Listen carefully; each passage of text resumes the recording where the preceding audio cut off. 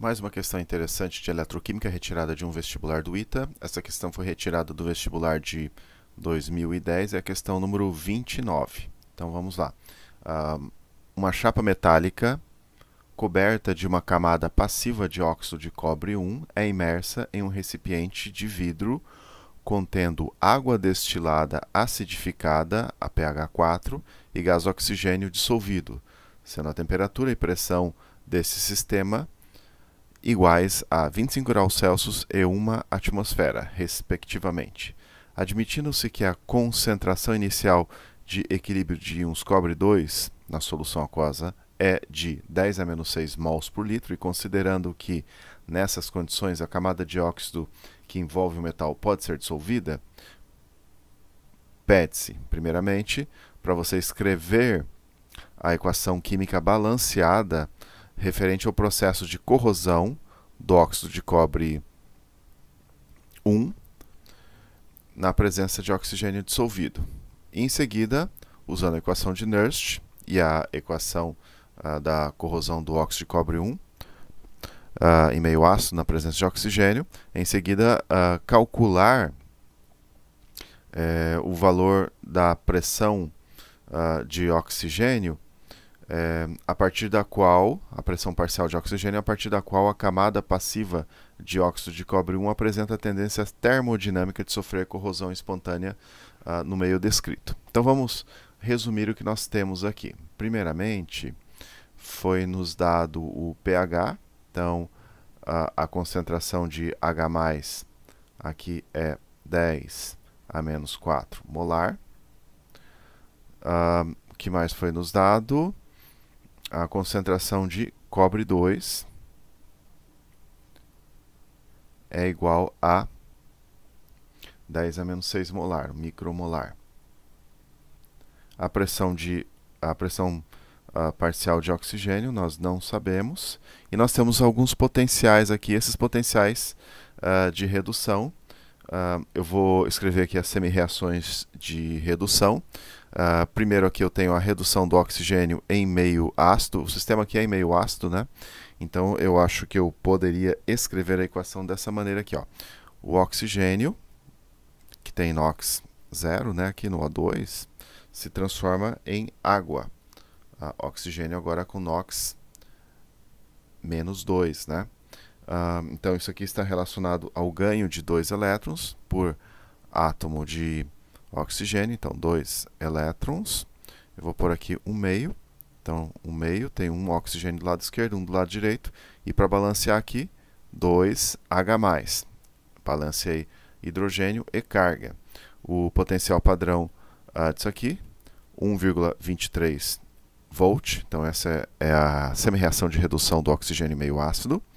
E agora eu vou escrever a semi-reação de redução do cobre 2 a óxido de cobre 1, também em meio ácido. Então vou ter lá 2 cobre 2 mais 2 elétrons mais H2O e o produto aqui, então, na verdade, não mais H2O. Deixa eu voltar aqui. Vamos fazer com mais cuidado isso aqui. Então, joia, né? Redução do cobre 2 em meio ácido. O produto aí seria o óxido de cobre 1. Então, vamos lá. Lado direito, Cu2O. Esse é o óxido de cobre 1 que faz parte da camada passivante na superfície do cobre metálico. Quem vai se reduzir? Cobre 2. Então você tem lá cobre 2 mais. Olha, 2 cobres do lado esquerdo, 2 do lado direito. Redução, cada átomo de cobre ganha 1 elétron, então eu vou ter aqui mais 2 elétrons. Detalhe, do lado direito eu tenho um oxigênio, então eu vou pôr aqui uma molécula de água, H2O. E para balancear hidrogênios, do lado direito eu vou pôr 2H+. O potencial padrão disso aqui, 0,20. Então vamos ver se está balanceado aqui a semi-reação de redução. Ó. dois cobres, um oxigênio, dois hidrogênios.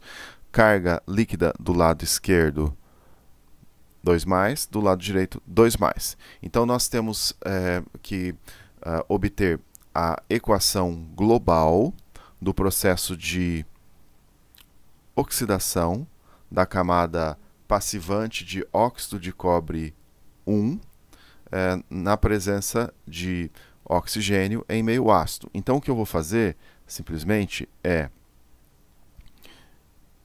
inverter essa segunda semi-reação e somar a primeira semi-reação, porque eu preciso da oxidação do óxido de cobre 1 e eu preciso da redução aqui do oxigênio. Então, vamos fazer bem rapidinho isso aí.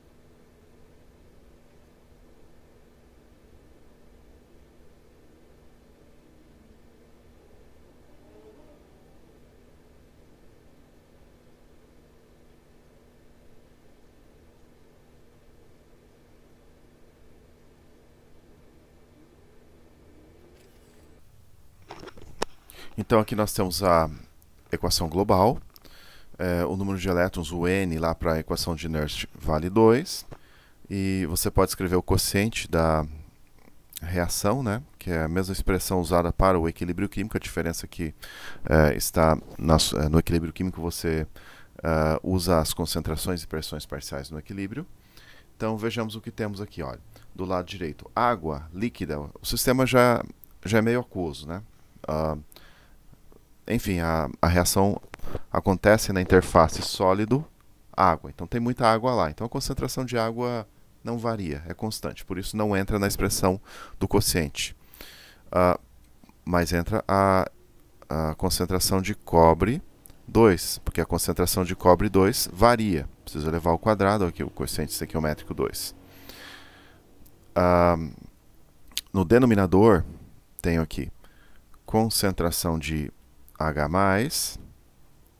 elevado à quarta potência, pressão parcial de O2, elevado ao meia, ou raiz quadrada da pressão parcial de O2, né? Então, nós devemos lembrar da equação de Nernst, delta E igual delta E padrão menos 0,0592 sobre N log de Q. Então, agora nós substituímos o que nós temos na equação de Nernst.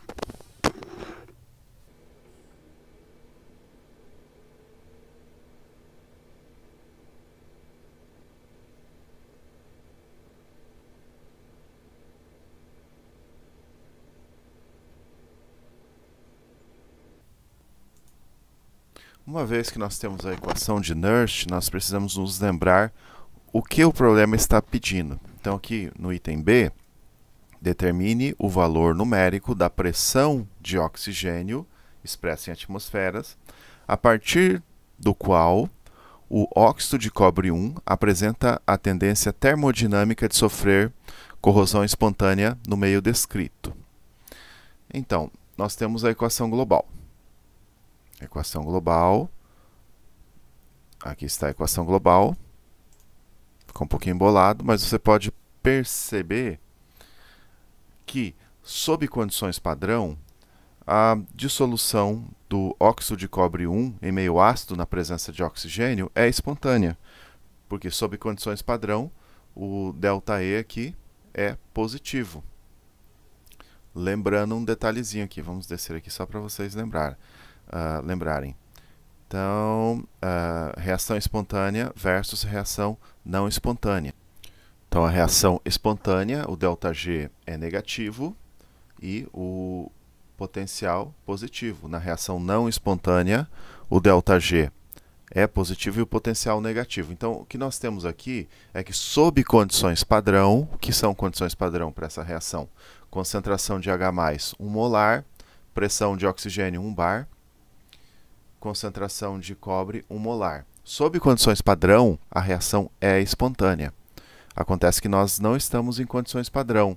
A concentração de cobre não é 1 molar, nem a concentração de H+. A concentração de cobre é 10 a menos 6 e a concentração de H+, é 10 a menos 4 molar. Então, ele está perguntando sob que condições essa reação torna-se espontânea. Bom, essa reação vai se tornar espontânea a partir do momento em que o seu potencial fica negativo. Então, você poderia pensar assim, como um gráfico, tipo, você tem ΔE. Então, quando o potencial deixa de ser positivo e passa para o negativo, você tem a reação espontânea. Então, esse potencial vai passar pelo zero. O zero seria a condição de equilíbrio. Então, nós vamos substituir isso aqui por zero. E nós vamos substituir os valores aqui de concentrações pelos respectivos valores que foram dados no problema. E vamos calcular a pressão a partir da qual, a pressão de oxigênio a partir da qual a dissolução do Cu2O é espontânea. Então, lembrando, nós não sabemos o valor de ΔE. Também não tem como calcular nesse momento o valor de ΔE, porque não nos foi dada a pressão de oxigênio. Mas nós podemos calcular o valor da pressão de oxigênio quando ΔE é zero. E a partir desse valor, pressões parciais acima desse valor que nós vamos obter são pressões parciais que tornam a dissolução do Cu2O espontânea. Então, vamos substituir os valores nesta equação. Até vou pintar de vermelhinho aqui para ficar mais bonitinho para vocês. Então, ΔE eu vou substituir por zero e eu vou, então, obter a equação para resolver.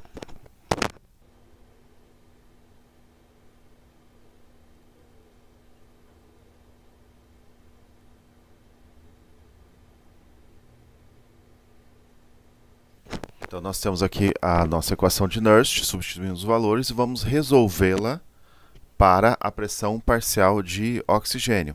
Então, eu considero que vocês fizeram o ensino médio razoavelmente bem. Então, eu vou fazer rapidinho a parte algébrica, como vocês terminaram o ensino médio antes que eu. Se vocês observarem algum deslize algébrico, vocês me avisem aí embaixo, por favor.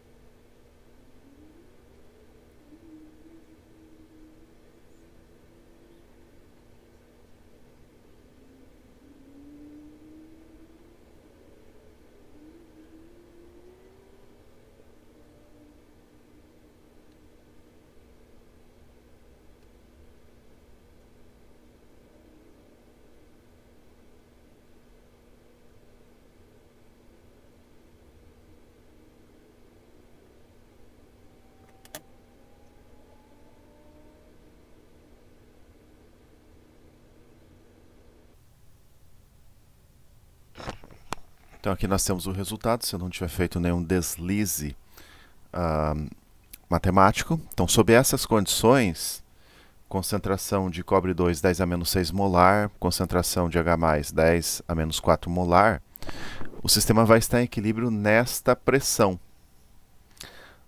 Então, o que nós podemos dizer é que a reação vai ser espontânea numa pressão superior a essa. Então, vou até escrever para vocês aqui. A reação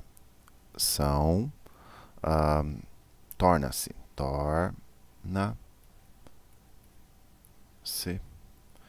espontânea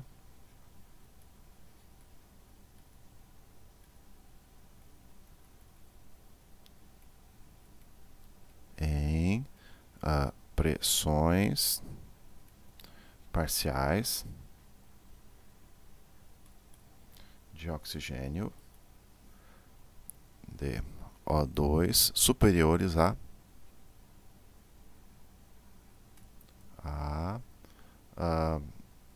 10 a menos 61,6 bar. Bar é bem próximo de ATM. Joia, né? Então eu espero que tenha ficado claro isso aqui para vocês. E novamente, se tiver algum erro de álgebra, me avisem, por favor. Até a próxima aula.